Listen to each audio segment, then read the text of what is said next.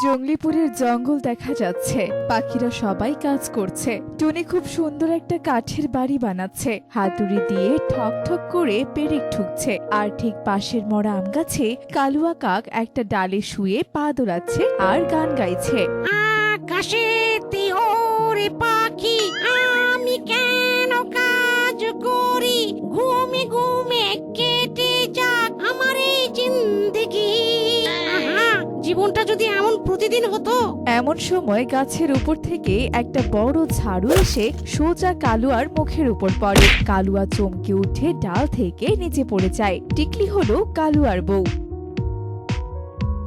ওরে আমার নবাবের পুত্তুর, বলি ডালে শুয়ে শুয়ে কি নিজের রূপের চর্চা হচ্ছে নাকি? হ্যাঁ, লজ্জা করে না তোমার? পাশের বাড়ির টুনিকে দেখো, দিন রাত এক করে বর্ষার আগে নতুন পাকা বাড়ি বানিয়ে ফেললো, আর আমার কপালে এমন একটা কাজচোর জুটেছে যে ঘরের ভাঙা ছাদটা একটু দেখেই না।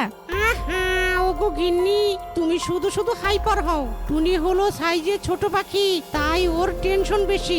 আকাশে তো এক ফোঁটা মেঘও নেই, এত সুন্দর রোদে একটু ঘুমালে কি মহাভারত অশুদ্ধ হয়ে যাবে? ওরারও বের করছি আমি। আজ যদি তুমি জঙ্গল থেকে খড়ার কাঠ কুড়িয়ে এনে ছাদ মেরামত না করো, তবে রাতের রান্না পুরো বন্ধ। নিজে তো উপোস থাকবোই, সাথে তোমাকেও আজ জঙ্গল ছাড়া করব, এই আমি বলে রাখলাম। কালুয়া দাদা, টিকলি দিদি কিন্তু একদম সত্যি কথাই বলছে। আকাশের অবস্থা ভালো না, এবার কিন্তু খুব কড়া ঝড় বৃষ্টি হবে। ঘরটা বরং তোমরা ঠিক করে নাও, তা না হলে কিন্তু পরে পস্তাতে হবে। এলো হে এলো, জঙ্গলিপুরের নতুন জজ সাহেব এলেন জ্ঞান দিতে। তোরা দুই পাখিতে মিলে আমার লাইফটা পুরো তেজপাতা বানিয়ে দিলি। আমি চললাম নদীর পারে হাওয়া খেতে, তোরা থাক। এরপর কালুয়া ডানা ঝাপড়ে উড়ে চলে যায়। টিকলি তো রাগে ফসফস করতে থাকে।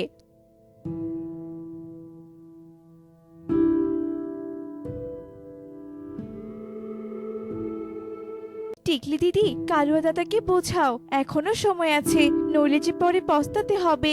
এই অলস কালুয়াকে বিয়ে করে এমনিতেও জীবনের দফা রফা হয়ে গেছে রে টুনি। তা তুই কি মনে করে? চল ঘরে চল। এরপর কালুয়া তো গিন্নির বকুনি খেয়ে ঘর থেকে পালালো, কিন্তু কাজে গেল না। সে সোজা চলে এলো নদীর পাড়ে মিঠুটির সাথে আড্ডা দিতে। সেখানে ছিল কবুতর। ওরে বাবারে, কি ভয়ঙ্কর মেঘ ডাকছে, আমি চললাম বাসায়। আরে কালুয়া দাদা, তোমার বউ তো বনের মধ্যে কাঠ কুড়াচ্ছে, আর তুমি এখানে এসেছো আড্ডা দিতে। বর্ষা কিন্তু আজকালের মধ্যে চলে আসবে। আরে মিঠু দাদা, তুমিও টুনির মতো মেঘ দেখে ভয় পেয়ে গেলে? আমার ঘর হলো পৈতৃক আমলের মজবুত ঘর, ওসব ঝড়ে কিচ্ছু হবে না। তার চেয়ে বলো আজ নতুন কি খাবার আছে? হঠাৎ বনের বাতাস থমকে যায়, চারপাশ অন্ধকার হতে শুরু করে, নদীর পানি দুলতে থাকে। পাখিরা সবাই ভয় পেয়ে ডানা ঝাপড়াতে শুরু করে। ওরে বাবারে, কি ভয়ঙ্কর মেঘ ডাকছে, আমি চললাম আমার বাসায়। আমিও গেলাম বাড়িতে কালুয়া দাদা, পালাও, এবার কিন্তু সত্যি সত্যি ঝড় আসছে।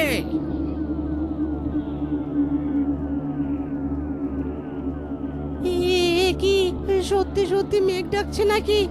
ওরে বাবারে, গিন্নি তো ঘরে একা। যাই, এবার তাড়াতাড়ি বাড়ি ফিরতে হবে। বৃষ্টি শুরু হয় মুষলধারে। কালুয়ার ভাঙা বাসার ছাদ বাতাসের এক ধাক্কায় উড়ে চলে যায়।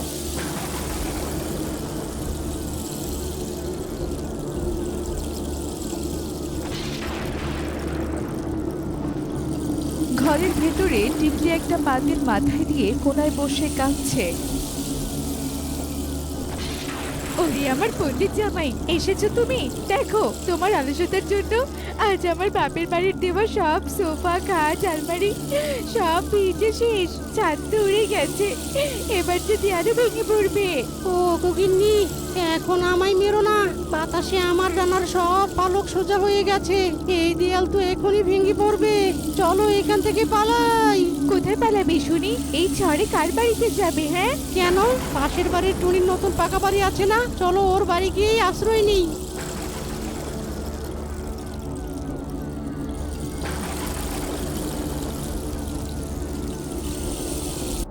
ওরে আমার লক্ষ্মী টুনি বোন রে, আমাকে বাঁচা। বাইরে বৃষ্টি আর ঘরের ভেতর এই ডাইনি বউ আমাকে ঝাড়ু দিয়ে সাইজ করছে। একটু খিচুড়ি দে বোন, পেটে যে আমার ইঁদুর ডন বৈঠক দিচ্ছে। টুনি রে টুনি, এই অলসটার সাথে সংসার করে আমার জীবনটা পুরো কয়লা হয়ে গেল। ও যদি সেদিন তোর কথা শুনে ছাড়তে ঠিক করতো, আজ আমাদের তাহলে এই দশা হতো না। আজ রাতে আমাদের একটু থাকতে দে না রে টুনি, তোর অনেক পুণ্য হবে। তা তো দেবই টিকলি দিদি, তোমরা আমার প্রতিবেশী বলে কথা, বিপদে পাশে দাঁড়ানো তো আমার কর্তব্য। কিন্তু কালুয়া দাদা দুপুরে যেন কি বলেছিলে, টুনি সাইজে ছোট, তাই ওর বুদ্ধিও ছোট। এখন কেমন বুঝলে শুনি? ভুল হয়ে গেছে রে টুনি, একদম হিমালয় পর্বতের সমান ভুল হয়ে গেছে। অলসতা করে ভেবেছিলাম আরাম করব, এখন দেখছি অলসতার কারণে পুরো আরাম হারাম হয়ে গেছে। যদি কাল সকাল থেকে টুনির সাথে গিয়ে জঙ্গল পরিষ্কার না করো আর নতুন ঘর না বানাও, তবে এই টুনির ঘরের বেলুন চেয়ে নিয়ে তোমার পিঠের চামড়া আমি তুলে নেব, মনে থাকে যেন। ওরে বাবারে, হ্যাঁ হ্যাঁ বউ, আমি কাল সকাল থেকে এই বনের সবচেয়ে বড় দিনমজুর হয়ে যাব। তাও তুমি শান্ত হও। কথাটা মনে থাকে যেন, ফাঁকিবাজি একদম চলবে না। বাইরে ঝড় কমতে শুরু করে আর এভাবেই কেটে যায় সেই দিনটি। পরদিন সকালে চমৎকার সূর্য উঠেছে, আকাশ একেবারে পরিষ্কার। কালুয়া কাক মাথায় বড় বড় কাঠের গুড়ি নিয়ে হাঁপাচ্ছে আর হাঁটছে, আর তার পেছনে টিকলি হাতে বেলুন নিয়ে কড়া পাহারা দিচ্ছে। টুনি পাশ থেকে তা দেখে মনের আনন্দে হাসছে এবং গান গাইছে। ওরে বাবারে, ওরে বাবারে, গেলুম রে গেলুম রে। কালুয়ার ঠিক পেছনেই টিকলি কড়া নজরে হেঁটে আসছে। তার এক হাতে বেলুন ছিল, যা সে মাঝে মাঝে কালুয়ার পিঠের কাছে এনে ভয় দেখাচ্ছে, যাতে কালুয়া দাঁড়িয়ে না পড়ে। ওগো, ওগো টিকলি বউ, ওগো একটু থামো না, একটু জিরিয়ে নেই, মাথাটা যে একদম ঘুরে গেল রে। একদম থামবে না, হাঁটো হাঁটো বলছি। অলসতার ফল এবার বোঝো, যদি একটা কাঠও মাথা থেকে পড়েছে না, তবে এই বেলুন তোমার মাথায় পড়বে। কড়া পাহারা দিচ্ছি আমি, এক পাও এদিক ওদিক হবে না, সোজাই চলো। ও মা, একই কাণ্ড, কালুয়া দাদা দেখছি আজ রোবটের মতো খাচ্ছে। অলস কাকের ভাঙলো রে ঘর, মাথায় কাঠের বোঝা, বউয়ের হাতের বেলুন দেখে কালু মিয়া সোজা।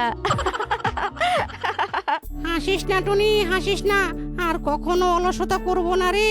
বউয়ের বেলনের চেয়ে পরিশ্রম করা অনেক ভালো। কথা কম কাজ বেশি, হাঁটো হাঁটো জলদি। কালুয়া আবার কাঁপতে কাঁপতে হাঁটতে শুরু করে। তো বন্ধুরা, কালুয়া কাক তো তার অলসতার উপযুক্ত শাস্তি পেয়ে গেল। এই গল্প থেকে আমরা কি শিখলাম? অলসতা করে শুধু প্রকৃতির মারই খেতে হয় না, ঘরের বউয়ের ঝাড়ু আর বেলুনের মারও ফ্রিতে পাওয়া যায়। তাই আজকের কাজ কখনো কালকের জন্য ফেলে রাখবে না। দেখলে তো, লোভের ফল কখনোই ভালো হয় না। আমাদের আজকের এই গল্পটি তোমাদের কাছে কেমন লেগেছে? ভালো লেগে থাকলে অবশ্যই একটি লাইক করে দেবে, এবং তোমরা কি কোথা থেকে আমাদের আজকের এই গল্পটি দেখছো তা কমেন্টসে জানাতে ভুলো না কিন্তু।